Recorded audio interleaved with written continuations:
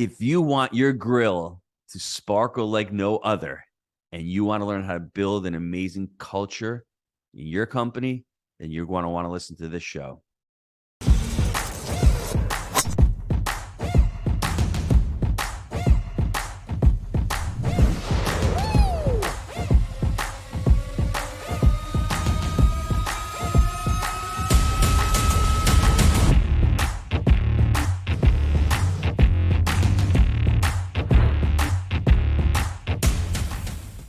Hello, everybody. This is Jake Stenziano, host of the Jake and Gino podcast. Here with my co-host, the multifamily mentor, the coach, chef, the father, six, the best-selling author, the G-Daddy, Gino Barbaro. Gino, how's it going?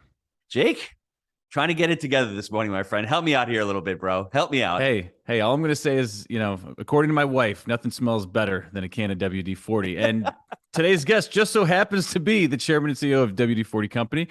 He also co-authored the book, Helping People Win at Work. He has invaluable experience incorporating company culture and values into the day-to-day operations and collaborating with business partners throughout the world.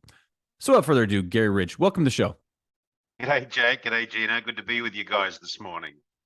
And let me give you my official introduction, if I may. Can I do that? Please. Yeah, g'day. I'm Garry Ridge. I'm the consciously incompetent, probably wrong, and roughly right chairman of WD-40 Company. Wonderful. And Gino couldn't turn a computer on today. So, we got a bunch of really smart folks in the room. I'm excited about this one. Garry, I'm thrilled. I've been using WD-40 ever since I was a little kid, and we'll get into some questions on that in a minute, putting on, the bike chain. I think that's where everyone starts their experience with WD-40 is putting it on the bike chain. But what I want to hear from you specifically, how did you get involved with the company? And then tell us about your time as the leader. And ultimately how you landed the role. I'd love to hear that story. By accident, by singing Timey Kangaroo Down Sport on a tour bus, probably. But all jokes aside, I'm from Sydney, Australia. I was working for the licensee of WD-40 in Australia back in the 80s. And through that relationship, I got to know the people at WD-40 here in the United States. And back then, the company was probably 90 million in turnover globally. It was primarily a US brand. There were sprinkles of the brand around the world. And in 1987, around that time, the leaders of the company said, we believe there's a market bigger than the US outside of the US, and we'd like to explore that. So I was working for the licensee. The license was coming to an end. I got a call from the then president of the company, who I'd met several times on trips to the US. And he said, hey, we really believe that there's an opportunity around the world for the brand. Would you like to join us and open our Australian subsidiary and help us, determine what the opportunities were in Asia Pacific? I'd done a fair bit of work up in Asia with the company I'd worked with. My dad was an engineer. He worked for the same company for 50 years, from when he was 15 to when he was 65 years old. And I said to Dad, hey, WD-40 want me to go and work for them. What do you think? And he said, you can't go wrong with that stuff, son. So number one lesson in life is listen to Dad. So I joined them in 87 with a fax machine under my bed. I opened the Australian subsidiary on January 1st, 1988. I worked out of Sydney, primarily in Asia, from 88 through to 94. In 94, I was having a conversation with the same guy, my boss. I said, Jerry, is there anything else you'd like me to do? He said, funny you should ask. Do you want to move to the US? I said, to do what? He said, to help us take the blue and yellow can with little red top to the world. I said, that sounds like a pretty good idea. Who else would not want to uproot their family and travel 8,000 miles across the world to a country they'd never lived in before? But we did it. 3 years later, he retired. And for some reason, the board of directors thought this Aussie bloke might be okay to lead the company into the future. I was scared, but not afraid. I thought, how do we do this? We're about 100 million in revenue at that time. 85% of our business was in the US. So I went back to school. I needed to understand how you could empower people to be great. So I did my master's in leadership. That's where I met my mentor, my co-author, my friend, Dr. Ken Blanchard. He's 83 years old now. We see each other very often. He's a dear friend. And I really learned the power of servant leadership. And I knew that we had one secret formula, and that was the secret formula of WD-40, the product. But the other secret formula was the people. How do we unlock the will of the people. And that's what we've done for the last 25 years. If you fast forward now, we sell that blue and yellow can with a little red top in 176 countries around the world. 80% of our business is outside of the United States, revenue north of 500 and so million. 93% employee engagement. And if you happen to be an investor, compounded annual growth rate of total shareholder return over that 25-year period of about 14%. If you would invest at $100 in 1998, that $100 last week was worth $1,796.32. And all we do Wow. is sell oil in a can. Keep it simple, Gino. I can't even hit the record button, so you got to try to keep it really simple for me. Garry, you just said you were scared but not afraid. What do you mean by that? Well, I was scared in that I didn't understand completely how you could build a culture in an organization and do it globally. I wasn't afraid of doing it, but scared to me was I didn't know how. And that's why I looked around and I went back to school. Here I was already the CEO of a US public company. And I went back to school and did a master's degree in leadership because I really felt that it was unlocking the power of the people. It's all about the people. And I'm glad I did that. And in fact, the program that I did, I loved it so much. Over the last 25 years, we've sent north of 30 people through that master's degree at the University of San Diego. And it's, this is not a certificate program. This is a fair dinkum master's degree. It takes 2 years to do it. It's a lot of work, but it really does teach you the power of unlocking the will of the This people. is a degree with actual value, is what you're saying. Absolutely. Absolutely. Garry, what was the conversation with your spouse and kids like when you told them, hey, I'm going to move 8,000 miles. We're going to uproot ourselves. We're going to go someplace that we've never been before. How did that conversation go? My son said he was kind of into baseball and he said, "Oh, that's pretty cool, Dad." uh, it was, it was an experience. A good friend of mine, Whitney Johnson, talks about the S curve and how in life your true learning experiences come where you truly disrupt yourself. And we truly disrupted ourselves. And it's interesting because you would think that the Australian culture and the US culture are pretty similar. We nearly talk the same language, but there's so many differences. Simple. You drive on the wrong side of the road. I had to get used to that. You walk on the wrong side of the street, so you keep running into people. There's so many things that we learned from doing that. So it was an experience, certainly. And I would encourage people, disrupt yourself. It's the best way to learn. How do you get people to come to work loving their job? Well, imagine a place where you go to work every day. You make a contribution to something bigger than yourself. So there's a true purpose. You learn something new. So there's an organization that creates this learning environment.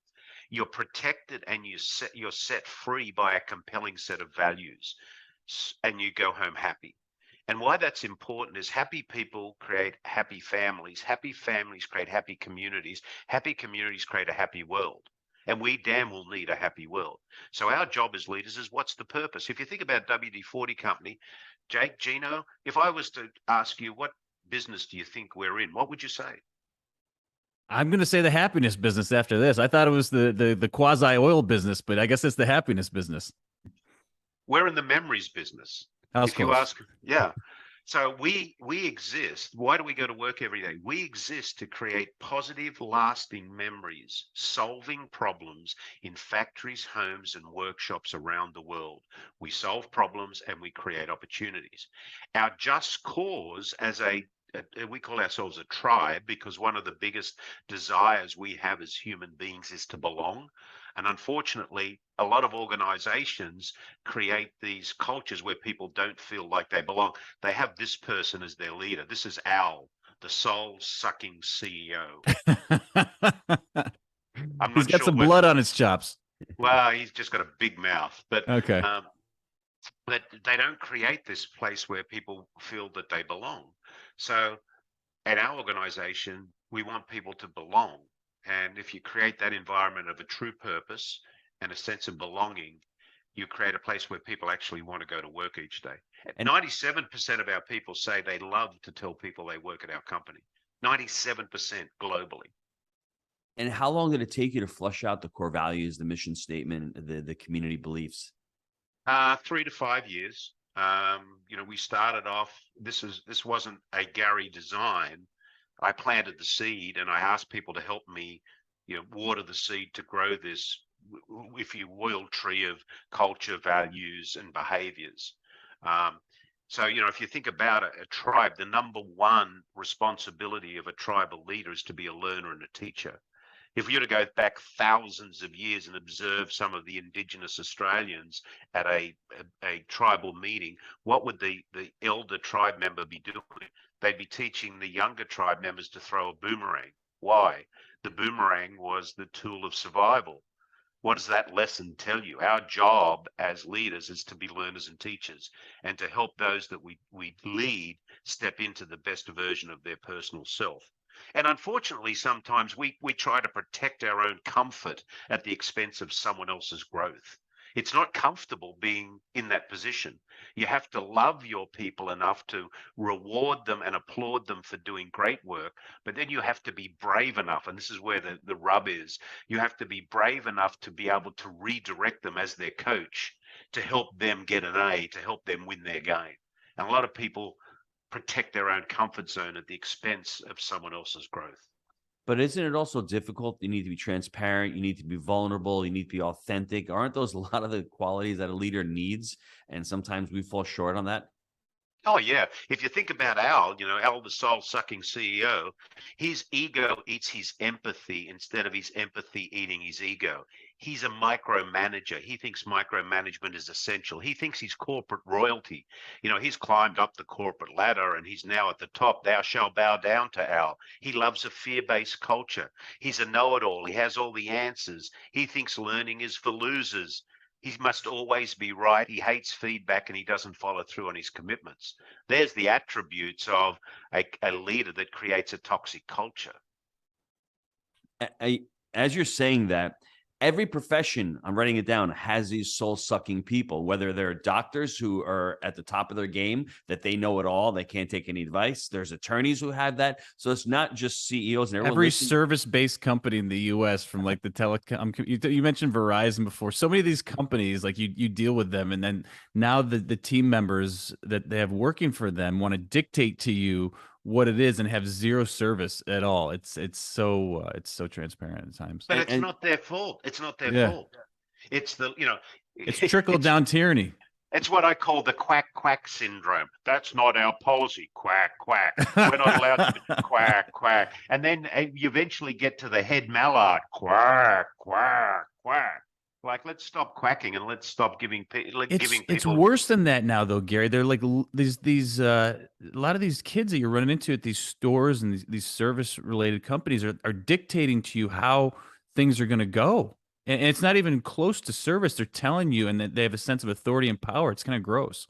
Well, I've experienced it over the last few years, even more. Ever since COVID. But that's not their fault. They're a shadow of the leadership. Yeah. And that's the issue.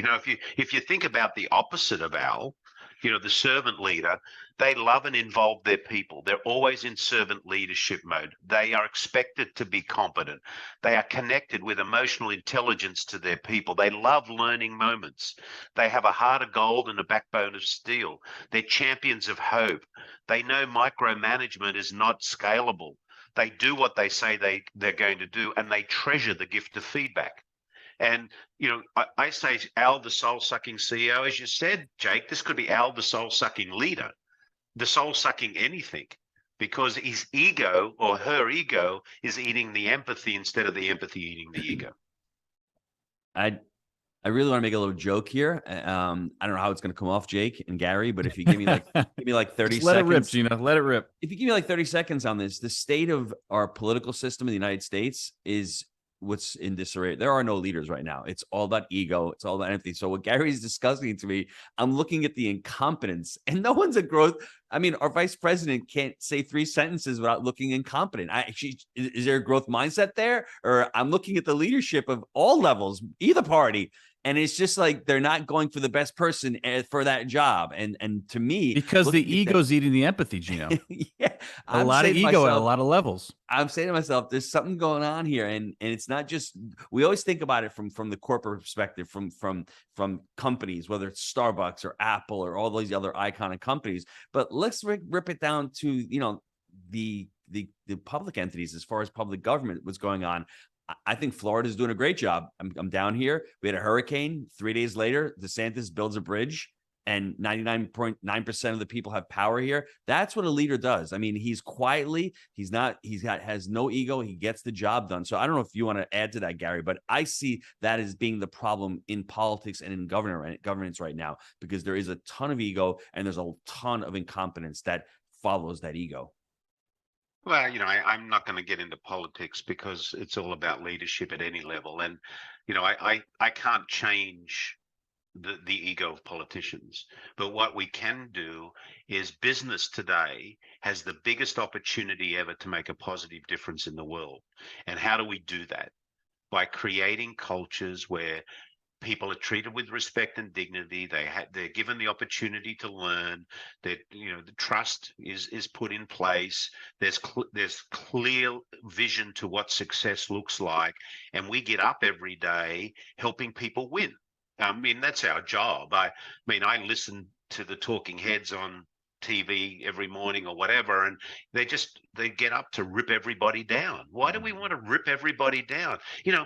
Life is a gift. Don't send it back unwrapped. And we got to do a lot of unwrapping here, because people, it's not a game of ego. It's a game of empathy and helping people win. That's what we need to do. Gary, I'm going to jump in for just a second, Gino. You've mentioned a lot on the ego and the empathy. Did you struggle with that early in your career, or it's maybe touch on that a little bit, because it seems to be a hot button for you. I'd love to hear if you want to unpack that more. Oh, absolutely. Did I? Oh my God. I was, if in the disc model, if anybody knows the disc model. Oh yeah. Yep. Yeah. I was a turbo D. Be brief, be bright, be gone. Oh, you nailed me. I've been there my whole life. He's telling me I got to change, Gino. I'm like D. I'm D on the outside wall, back where Tony Gwynn used to hang out in the Padres when you would take your son to the baseball games. All right. I'm out by the wall, man. There you go. There you go. So yeah, and that was not, that's not going to empower people. Yeah. That was true. And when I went back to school in the year 1999, the first class that I did was a class where understand who you are. Because you cannot change anybody and have them be better. You can only change yourself, which will help others be better. So that was a bigger way. I used to walk around for a long time with written on the palm of my hand, praise somebody, because I would forget to do it. Mm-hmm. So, again, this is deliberate. I have a little sticky note on my computer here. And who would have thought that a guy who's soon going to be 66 years old was the CEO of a US public company for 25 years, still needs a little sticky note on their computer to remind them of who they want to be. And here's what it says. I asked myself this question: am I being the person I want to be right now? And then I list who is that person. And this is who I want to be. I want to be grateful. I want to be caring. I want to be empathetic. I want to be reasonable. I want to be a listener. I want to be fact-based. I want to have balanced opinions. I want to be curious. I want to be a learner, and I want to throw sunshine, not a shadow. So Care Bear stare. Yeah. Why do I need to have that sticky note on my computer? Because we are just these basic individuals wandering down this pathway of life. And in the bushes are these thieves that run out and grab us. The thieves of short-sightedness, the thieves of ego, the thieves of greed, and they take us in the bushes. And for a minute, we feel good in the bush for some reason. But if we don't remind ourselves of who we want to be, those around us will make us someone we don't want to be. So I have to remind myself. I have it written on my computer. I have a little notebook. Here it is on my notebook, because that's my best self. That's when I feel my best. And you care, and you're willing, and you're committed to getting to that point. And so my follow-up to this is, so you hard D on the DISC assessment. You've been working to take some of the qualities of the D that can turn people off and alter those. Have you since taken the DISC assessment, and has that changed at all? And Yeah. please give us feedback on that. Yeah, I'm an ID now. I had to get the balance between being tough-minded and tender-hearted. And The the DISC genius, stands for dominant and not dick, everybody, because you might right. think like it's dominant, right? So if you think what an I is, a turbo Yeah. I is late for meetings because they're building relationships along the way. So you don't Mhm. want to be a turbo I, you don't want to be a turbo D. So good leadership is a balance between being tough-minded, the turbo D, and tender-hearted, the turbo I. Where's the genius? The genius is in the and in the middle. And that's where we need to be deliberate and need to think about all the time. How do I get in the middle of being both caring and candid? That's where it is. And you have to bring yourself back to that all the time because we have to remind ourselves. Isn't that why it's difficult being a leader? You're talking about two different ends of the spectrum, and then you're trying to balance both and trying to get both. Isn't that why it's difficult for a lot of us? Absolutely. Of course it is. No good, Gino, no good deed goes unpunished as a leader. Remember that. No Ain't good that the deed truth? goes unpunished.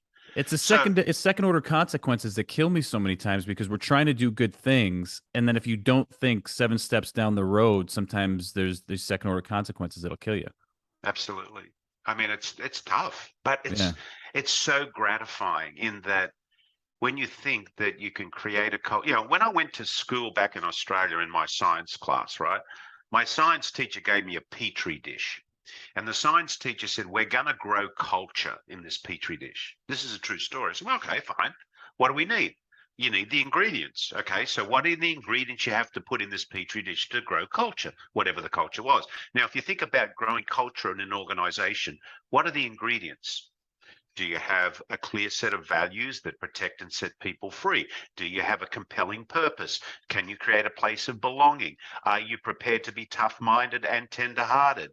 Do you make sure you don't protect your own comfort at the expense of someone else's growth? You put all this stuff in the petri dish. So what do you need to do next? The science teacher said, you've got to watch that petri dish every day. And you've got to love your people enough to reward them and applaud them for doing good work, which is enriching the good things in the petri dish. And here's the rub. You've got to be brave enough to make sure that when toxins get in that petri dish, you either treat them or get them out real quickly.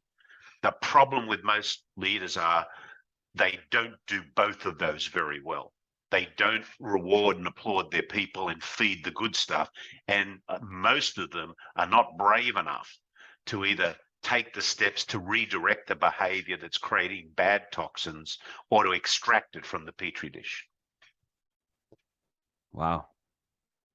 Let me sit and reflect on that for a second, because that's happened to me in the last several months, and it's I just got punched in the stomach, Jake. You ever feel like that way? You just like, you hear the truth and it's like, wow, okay. And Gary just told me I need to change who I am as a person. Yeah, I get it. You can be better, Jake. You can be better. Of course. Yeah, That's we what I'm doing belong. here. That's what I'm doing here. Okay. That's exactly what I'm doing here. I'm trying to get better every day, a little bit, with your assistance, Gary. Gary, Well, it's just scar tissue that I'm sharing. Here's a statement that'll blow your head off. I have never made a mistake in my life. They were all opportunities. No, they're learning moments. Yeah. One of the things that paralyzes people in business is fear. So why do we amplify this word mistake and failure? Let's get rid of it. What we have to have is learning moments. And what's the definition of a learning moment in an organization?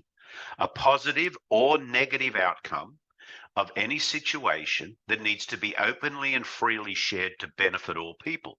So I haven't made any mistakes, but I have millions of learning moments and I have lots of scar tissue.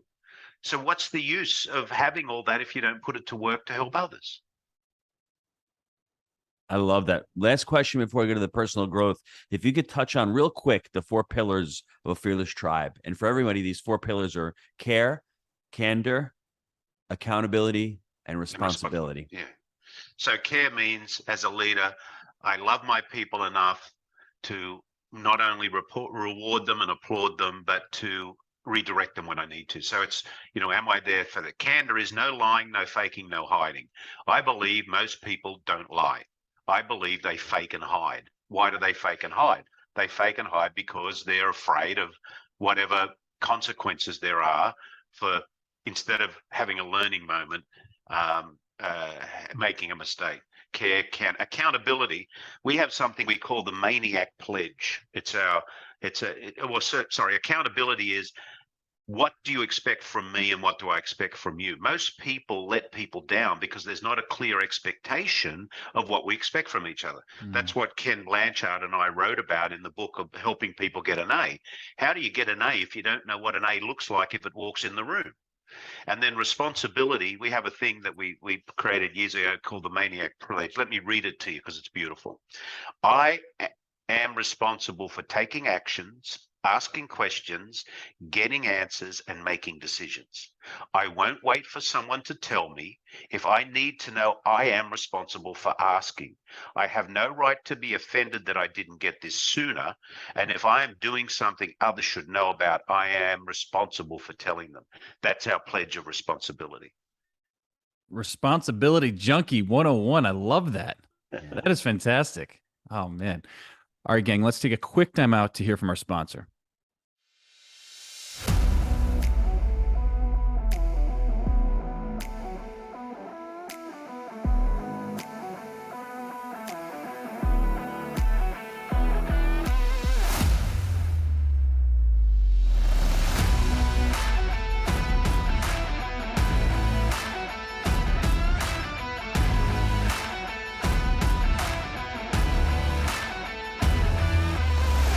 If you are looking to get involved in multifamily, this is where you need to be. The team you've built is incredible. There is no egos here. Everyone is always looking to help the other person. All right, we're back. Now, I told you my number one use for WD-40, and that was for the bicycle chain, starting out, and then it's like Frank's Red Hot. We put that shit on everything in my house, okay? We use it everywhere. What is your number one use? If you as the leader and the head had to position WD-40, this is the number one place to use it, what would that be? I'm in Australia. That has to be to shine the stainless steel lid on my barbecue. That's it. Yeah, see, I didn't even know people used it for things like that. Oh, I have the best looking barbecue in San Diego. If you want to protect the stainless steel hood of your barbecue, little WD-40 on the rag, clean it off. It'll shine like beauty. Any rain gets on it, it runs off. It's absolutely the thing to do. So, cleans and it's protecting and restoring, stainless steel is one. Now there's millions of other uses. I could, from removing a python snake in the exhaust pipe of a bus in Hong Kong to a lady spraying it on the stem of a bird feeder in the Midwest so the squirrels can't run up the bird feeder and eat the bird. That's a good one. Yeah, and then there's a really weird one. There was a naked burglar stuck in an air conditioning duct trying to break into a bank, and they sprayed some WD-40 on the air conditioning duct and slipped out. He slid right out, did he? Got him right out. Yeah. That's awesome. All right, you touched on servant leadership before. Could you define that for us or put it in your own words? Servant leadership is about you as the leader serving those that you want to help get an A. So, if you think about servant leadership, the beginning of servant leadership, it's a bit like a triangle. At the beginning of the process, the leader's on the top. And what's the leader's responsibility? Leader's responsibility is to make sure that there's a clear and compelling purpose, that we have a set of values, that we understand where we want to go as an organization, that we have a good, clearly defined strategy, and we understand what good execution looks like, and that we have the resources and the needs to make that happen. That's at the beginning. So what happens when you've done that? You turn the pyramid upside down and the leader goes to the bottom. And the leader's job now is to help cheer those people on and to help equip them to achieve those outcomes. So it's the opposite to being a micromanager. If you think about a great cheerleader, there's, a coach, a cheerleader, it's more like a coach. If we think about a great coach, what are the behaviors of a great coach? Number one, the great coach never runs on the field and goes and kicks the ball. The great coach spends a lot of time on the sideline observing the play. What's the other thing that a great coach does. They spend a lot of time in the locker room. Why? They're building the culture in the organization. What's the responsibility of the coach? To know what an A looks like for the player and to give that player feedback around how they can better achieve that A. And the person they're coaching needs to hear that feedback and also understand that occasionally we might ask the other players how they're playing, and we might even ask people in the bleachers what they think of the game. So that's really, that whole continuum of servant leadership. It's providing and coaching. And those fans are going to have an opinion. So you got to get that feedback. You got to listen to the bleachers. Yeah. Some of your best practices to get people that feeling of belonging. Ask some simple questions. Like, here's a simple one. How are you? What's on your mind? How many times have people walked into an organization and just ask you, hey, Jake, how are you? Everything okay? What's on your mind? I mean, treating people with respect and dignity. Everybody has a place. So respect that. It's funny because you were talking about the notes on your computer. I literally have notes sitting right next to me to remind myself to listen more and ask what else. There you go. You can see me right now, right? Yeah. You think I don't need help? Look at these notes. It's the same thing, but it's because it's not intuitive or it's not embedded into me yet. And so I need those constant reminders to slow down and say, what else? And listen. What else? And not just because, look, we've had people and coaches and things, take us to the mat on it where, I have my flaws where it's easier for me to sit back, dictate, and say, do this. Here's what it is. Give me your problem. I'll give you the answer. We got to get away from that. And that was definitely one of, and still is one of my struggles as a leader, to sit back, listen more, take in the feedback. And what do you think? How do you think we should handle this? What else? And that's hard though. That's hard. This is simple. It's not easy. Yeah. And time is not your friend. Yeah. It's simple, not easy, and time is not your friend. So congratulations for having that Post-it note there. That the best thing you can have is these reminders of, am I being the person I want to be right now? Is this my best self? Or am I letting those thieves take me where I don't want to go? Yeah, because that's not my natural instinctual mode. So it takes that's where the growth happens. All right, and any best practices that you use at your company to feed and reward your people. I love to hear any examples there. Well, firstly, is it clear what success looks like? Again, this comes back to the pillar of accountability and expectation. So, imagine if you were going on a field to play a game of football or whatever, and you didn't know when the game was going to end. So what would happen? People would run on enthusiastically and they'd be having a lot of fun. But if they didn't know when the game was going to end, when the whistle was going to blow, when the score was going to be declared, what would you end up with? A lot of people running around and at the end a very tired team. So number one is, do we know what an A looks like? Helping people win at work is about helping people get A's, but the most important thing is, do we know what we want to achieve together? And then how do we setting help clear people? Priorities and then giving feedback when on a personal level, I see the Post-it notes everywhere and the reminders. How do you stay organized and plan your weeks out? I'm a pretty organized sort of person. I have a lot of Post-it notes, obviously, but again, it's what's my why? Why do I get up every day? So I have a why. I have the most amazing life in the world. I wake up every morning to help people create positive, lasting memories. The most exciting part of that is finding all the ways to do it. So I think the discipline of saying what's important and what's not important. What am I going to, I'm not going to do anything that's not meaningful to me. And meaningful to me means what I do helps others and is important in my life. So you've got to be disciplined. You can't say yes to everything. You've got to say no. So that's really what's important.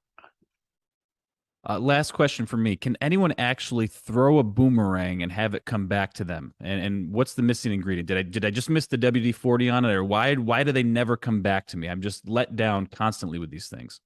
Well, you've probably never been trained to throw a boomerang.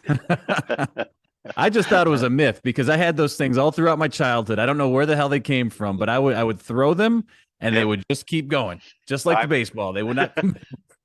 I've watched some great people in Australia throw boomerangs, and they certainly come back. What is the purpose of the boomerang though? Is it to knock guys out? Because clearly, once it hits them, it's not coming back to you. So is it just so you get multiple throws with it? Well, if you miss, it comes back, right? So you get a second chance. It's all about life.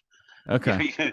The boomerang is the tool of second chance. The second chance dart. I got it. Okay. Yeah. I'm understanding a little more. But is the purpose, so you're out there with a boomerang and you see a bad guy who's about to get stuck in the air duct and you have to pull him out with some WD-40. Before he does it, you hit him with the boomerang and knock him down. That's the purpose? Is that correct or no? Well, thousands of years ago, it was the hunting tool of the indigenous Australians. So if they wanted to, capture whatever it was they wanted to eat for dinner, they would use the boomerang as part of that tool of stunning whatever that is. I just can't see it. I think I'd be better off with a spear, Gino, but that's just me. So, all right, Gino, take us home here. I love to wrap up Garry's, I guess, journey from working in Sydney, Australia as a licensee. And then, the licensee's up and he decides to actually uproot himself and come to the United States with his family. His family must have thought he was crazy. And in his own words, he was scared, but he wasn't afraid. And he does what most leaders do. And living through his motto,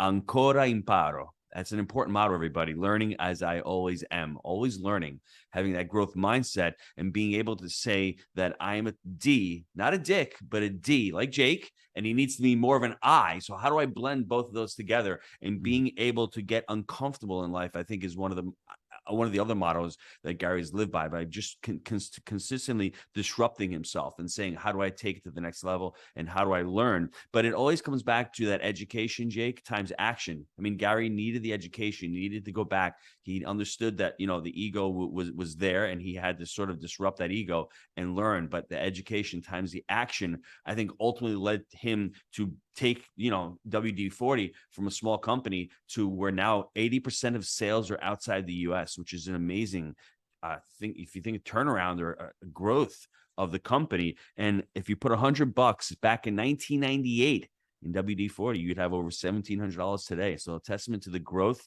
and the consistent growth of the company over the last 25 years. And more importantly, 97% of the people at the company say they love to tell people they work there. I missed that. Sorry. It's a cool product and a great organization and culture, clearly. Yeah. Garry, where can we get the book? I forgot to ask you that. Amazon. You can go on Amazon. That's helping people win at work. The other one that I published was The Unexpected Learning Moment, just recently, Leadership Lessons Leading a Company Through COVID, which talks about, firstly, the foundation that we had in place, which is what really helped us thrive through that period, the foundation of culture. And then what did we learn through that and how we're going to put that learning to work going forward. What he did not tell you was the hand sanitizer did not work, but the WD-40 did in preventing COVID. So I'm saying that he's not.